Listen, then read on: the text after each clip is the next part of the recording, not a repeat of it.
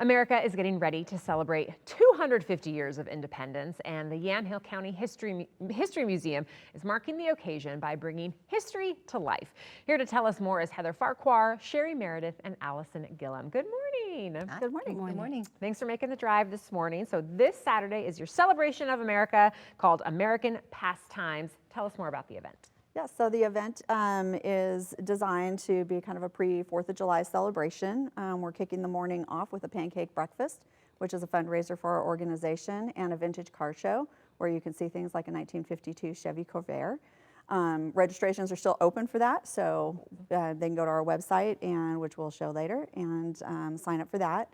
We follow that up mid-morning with our haying demonstrations kicking off, courtesy of the Oregon Draft Horse Breeders Association, who partners with us on this event, and lots of family activities where you can do things like make a baseball, make ice cream, do a three-legged race.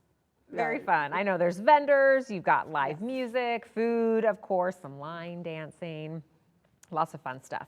But again, the big kind of headlining event is vintage baseball. Yes. Who wants to tell us about that? I will. The vintage baseball is an 1880s spectacle. No gloves, that they wear hats. In some of the images, I'm new to the organization, so I was able to review images. Some of them are wearing top hats. Yeah. Some of them aren't wearing hats at all. It's the McMinnville gristmillers versus the St. Joe's Boilermakers. And we have Whiskey Flats is going to be playing during the game here and there, and then award-winning blues and gospel singer Ray Gordon is going to sing the national anthem, so we're super excited.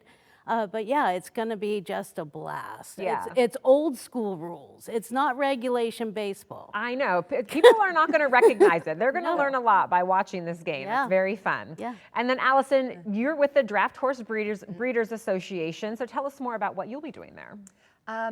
It originally was, in the past, has been called Hay Day, and now it's expanded and been rebranded in a way, so including a lot of things, so there's a little of something for everybody. What we do with draft horses and mules is show you the process of how hay is made. So everything from mowing, which a horse mower, and these are all drawn by the draft horses and the mules. They mow the hay, and then we ted it, which is a apparatus that's horse-drawn that actually lifts it and fluffs it up so the air can circulate and dry it. And then a rake, we come by and rake it, rakes it up into nice rows, windrows, and then we come along and gather it up. And then it's taken over to where we actually produce a bale, the hay bales, and we make 1 or 2 bales or something. it's enough to show you how it's done. You know.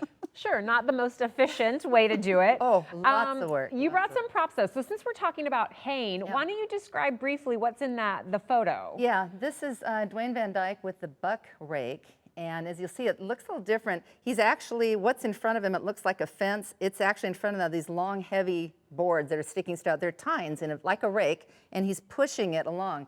It's interesting because the horses are on each side of the buck rake, which is very counterintuitive. Horses normally will be side by side. So the first time he put them on each end, they were a little taken aback, but they caught on very quickly. And then, and just the way it moves and all, it's very different than all the rest. And Dwayne liked it so much that he bought the buck rake. So it's at his farm. He'll bring it down. Love that. And then for people like myself who aren't familiar with draft horses, you kind of brought us an example of how big they are. Yeah. A lot of you, if you've ridden a horse on, the beach or rented a horse, you've had a horse. This is a typical size of a horseshoe. This came from my first horse, Koki. She was, I don't know, just a little Arabian quarter horse. This is from one of Dwayne's Shire horses. So this horse will weigh about 2,000 pounds, a ton, where, Koki was maybe 900 pounds. Wow. So you'll see animals wearing, this size.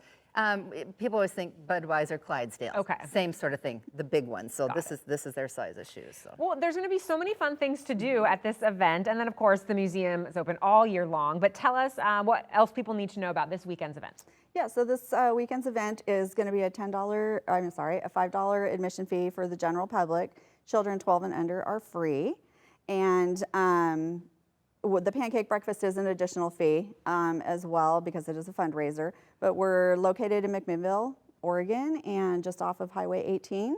So easy drive, should be a fun summer break for people at a reasonable cost. Yes. Well, have a great time. Can't wait to hear who wins the baseball game. Thank you so much for coming today. Thank Thanks, you. Lacey.